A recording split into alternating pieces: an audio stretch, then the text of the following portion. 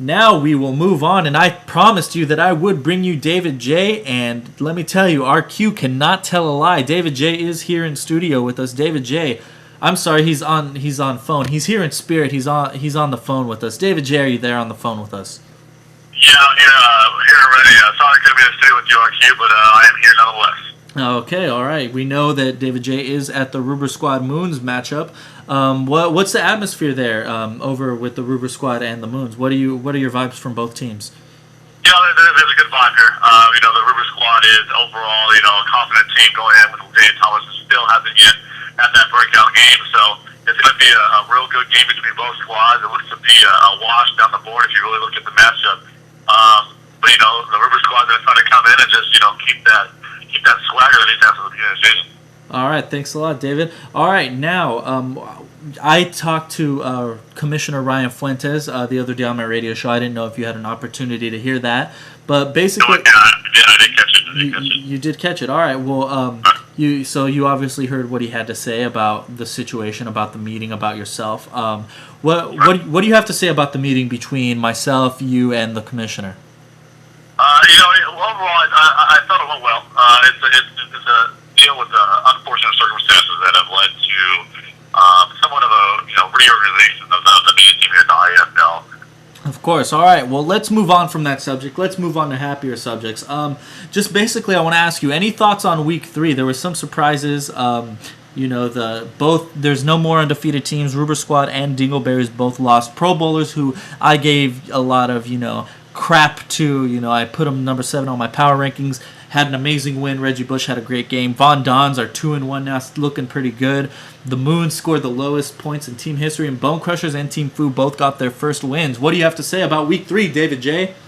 Not only Week 3, but the IFL in general. It's amazing how much of how even it is throughout each team. I think any team at any moment at this point in time can't win a ball game. So we have a projected stats. We have me and you projected games, but at the end of the day, it's going to come down to what team is better on the field. I think right now maybe in weeks to come it won't be as clear cut, but with Steven Jackson, Sean Alexander going out for a little bit of time, that may shift the power of the IFL, if you will. But these last couple of weeks have been great to watch because you really don't know who's going to win each game, and the Dingleberries thinking they're unstoppable. Pro Bowlers goes in there and beats them. Same with the River Squad.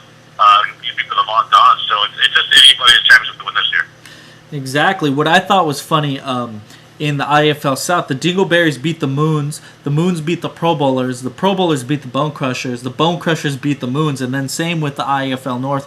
The Ruber Squad beats Team Fu beats Sizzle Dis beats Von Dons beats Ruber Squad. It's a big cycle there, and it's great. Like I said on my radio show a couple days ago, the IFL is so even, so that's what's great about this great league of ours. This year is different because we're through 3 weeks and not one team is undefeated like you said in the past, so it is really fun to watch, and hopefully everybody stays healthy and we just see who the true winner is, because right now it is a great league to view. That's true. All right, now let's move on. Like you said before about projecting stats and projecting who's going to go where and who's not going to go anywhere, who's going to win, who's going to lose. We have a new thing here on IFL Radio where David J. and I actually predict the games, and we will keep score, we will keep a record, and the winner at the end has to buy the other one lunch. So we're going to start off here. David J., I'll give you the honors. Ruber Squad Moons, who wins? You look at this matchup, and it's a tale of two guys that I think the Ruber Squad, it reminds me of the Moons a couple years ago. Just coming in, having a pretty talented squad, and just talking a lot. Having a lot of confidence.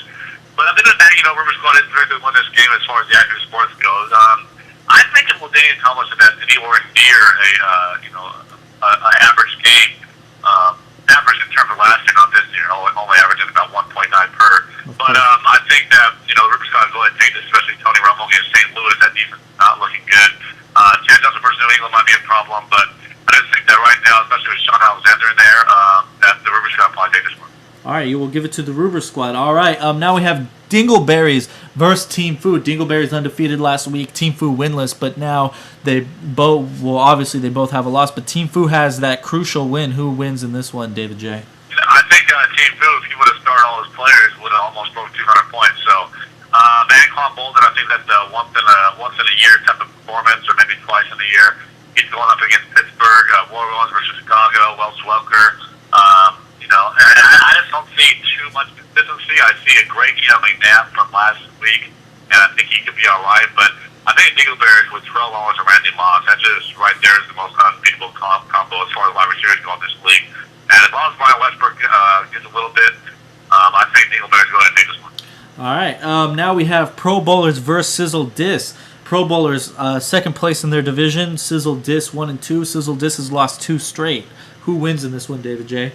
Pro Bowlers, the Reggie Bush finally broke through, and it's because that's going to happen all year, I believe, because Jason Collins is now out, so Reggie Bush is going to get pretty much 100% of those carries, but he has to buy this week, so Barry Barber will step in, and he's been doing an absolutely amazing job for that Dallas offense, and he is also going against St. Louis, so he should be having a big game. Of course, Sizzle Dish always has Peyton Manning, Reggie Wayne, so I just don't like the running back position for the Sizzle Dish with Lamont Jordan, Adrian Peterson. I don't see enough consistency there. And I just don't see them pulling this one out, so I'm going to have to go with the Pro Bowlers. You're going to go with the Pro Bowlers. All right. Now we have the Bone Crushers versus the Von Dons. Bone Crushers got that crucial win. Von Dons got that crucial win. They beat the undefeated Ruber squad. So who wins in this one, David J? I'm going to go ahead and predict that this one's going to be won by less than 10 points. This is going to be a game where it's going to have to go with the luck because both these teams have excellent teams. You match them up against the board. You got Tom Brady versus John Kitna. Larry Johnson versus Travis Henry. I mean, it's pretty much a wash between the board as far as performance has gone so far. Just a toss-up to flip the coin here. I'm just going to go with Bone Crushers because they're a veteran team, veteran owner, and I just think they'll pull this one out and pull the 500. All right, great. Thanks, David J. Now, my picks for this week, I'm actually going to go with, like David J., I'm going to go with the Ruber squad. I have a feeling Danian Tomlinson is going to have a big week this week for the Ruber squad. I actually think Dingleberries is going to win, so we differ on that. Dingleberries is, just a very, very good team. They had a little bad week, but I really think that they're going to rebound. I think Randy Moss will have a big game, so we differ on that one. I have a feeling, also a hunch, that Sizzle Dis, they've been a great manager all 2 years that they've been here, and they're going to look at themselves in the mirror this week and realize that they need to get it done. They're going to step up, and they're going to get the win over the Pro Bowlers this week. Then I believe I had Dingleberries winning that team too, man. Did you?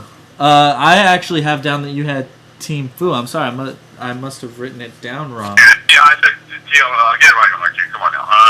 T.O. Randy Moss, some people combination, Dingleberries with that. Sorry about that. My mistake. All right. It happens, but this situation doesn't happen again. Yeah, of course. I know. I may be fired. I may be fired here next week when David J gets back in the studio. All right. With the Von Dons and the Bone Crushers, I have the Von Dons winning simply because the Bone Crushers have Steven Jackson out. Steven Jackson, the number 2 overall pick in the draft, is out definitely this week.